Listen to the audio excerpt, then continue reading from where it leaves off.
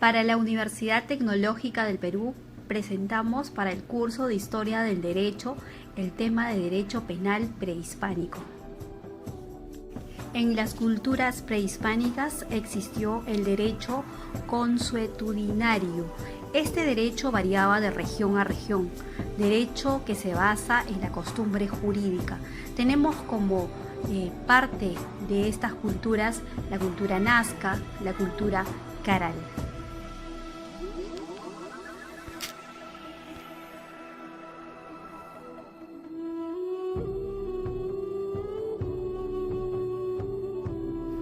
La cultura moche. Para el arqueólogo Walter Alba, los moches fueron una cultura eminentemente religiosa, con sacerdotisas mujeres que eran figuras importantes para el vasto imperio mochica, que representaban la disciplina y el orden.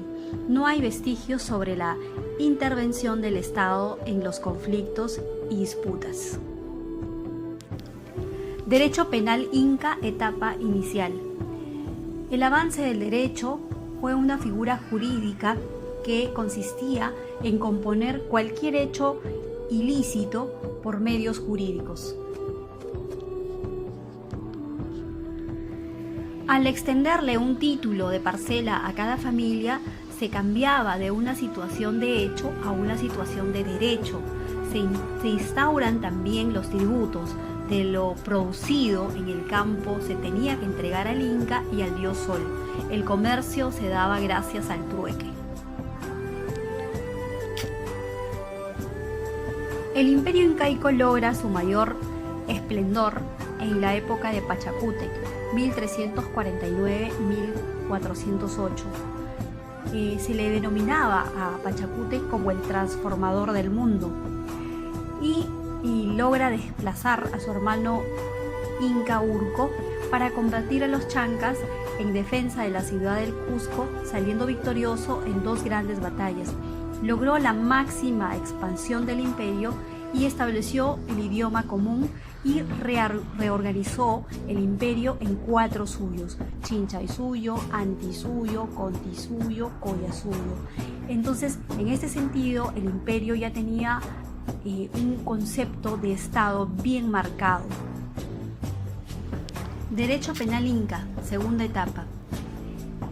En este periodo vamos a considerar a Túpac Inca Yupanqui, 1438-1481, como el Inca resplandeciente y memorable rey que logró que el Tahuantinsuyo llegue al sur en su mayor extensión hasta el río Maule en Chile.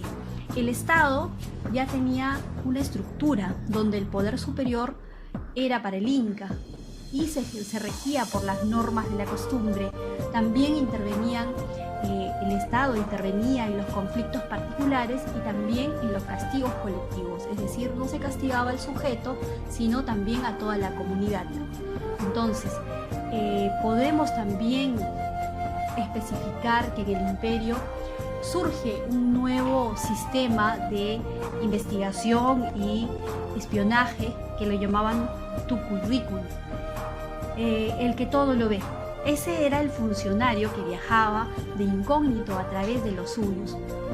El Inca entonces era el juez supremo, a quien se tenía que acudir para solicitar clemencia, indulto o amnistía. El pueblo era representado por el curaca. No podía interpretar leyes, el curaca no podía aplicar tampoco ningún tipo de penas, ¿no? Pero hay que tener en cuenta de que existía un estado donde el Inca y los funcionarios nobles sí ejercían el poder y la justicia.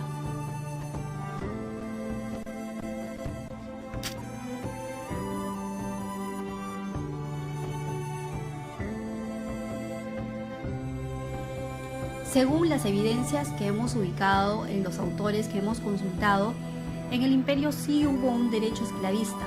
Se le llamaba yanacunas y mitimares. Eran los esclavos de los pueblos conquistados. En el caso de incumplimiento, se le aplicaban castigos como cualquier imperio esclavista a estos prisioneros o a estos esclavos de los pueblos que eran conquistados por el Inca. Y estos castigos eran drásticos, ¿no?, para aquellos esclavos. Para mantener el orden social, ellos castigaban a los que de repente querían huir o escapar, ¿no? También encontramos de que habían castigos severos para aquellos que cometían los delitos de rebeliones, sodomía, atentado contra el soberano y sus parientes.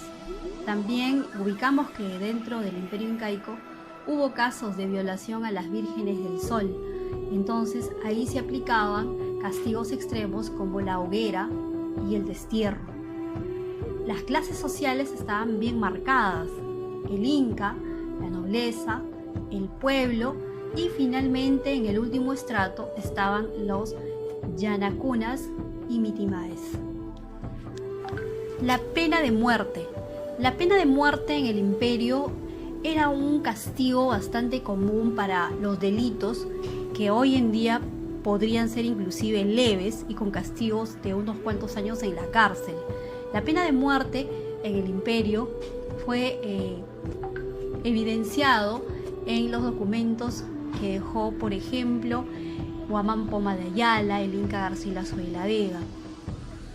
La pena de muerte se aplicaba, por ejemplo, a los funcionarios corruptos, a los violadores. Las penas inclusive iban con temas de tortura para que estos delitos no puedan repetirse en el Imperio Incaico. Para ya culminar nuestra exposición, podemos especificar que en el Imperio Incaico sí existían penas privativas de la libertad que se cumplían en las cárceles. Según Guamán Poma de Ayala, el mayor castigo se cumplía en las prisiones y cárceles de los incas, que lo denominaban el Sancay, cárcel perpetua. Esta cárcel era para los traidores, para los que cometían grandes delitos en el imperio.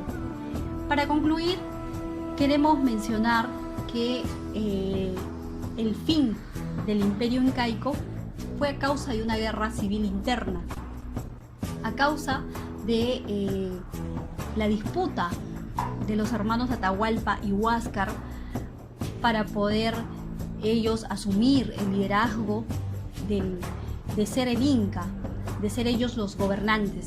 Para el Inca Garcilaso de la Vega y otros autores, es importante tener en cuenta que Atahualpa nació en Quito y quien tenía que asumir el liderazgo del imperio era Huáscar, por ser el nacido en Cusco. Esta versión bastante interesante, que es corroborado con varios autores, refieren que inclusive Atahualpa fue un personaje un poco nefasto porque ordenó, estando él en la cárcel, la muerte de su hermano Huáscar, porque Atahualpa había sido apresado en 1532 por los españoles conquistadores y estando preso desde la cárcel ordenó la muerte de su hermano en el sur. ¿Para qué? Para que finalmente, si es que él se librara de los españoles, él fuera el Inca, logrando así inclusive exterminar en parte una gran población de la estirpe de los nobles cusqueños que eran familia directa o indirecta de Huáscar. Entonces Atahualpa inclusive es tomado como un referente totalmente negativo para el Inca Garcilaso de la Vega, también para otros autores que refieren que él fue inclusive muy despiadado en matar inclusive niños y mujeres nobles del sur del imperio. Entonces finalizamos nuestra exposición mencionando de que para nuestro trabajo hemos considerado importante al Inca Garcilaso de la Vega, quien fue el primer indoamericano, primer mestizo biológico de la realeza inca, nieto de Huayna Cápac e hijo del noble capitán español Sebastián Garcilaso de la Vega. Fue criado al lado de su padre con una educación noble, siendo mestizo. De corazón indio, como dice en sus escritos, nosotros hemos tomado en cuenta sus comentarios reales interpretado, traducido por Aurelio Miro Quesada Sosa. Finalizamos de esta manera nuestra exposición. Muchísimas gracias.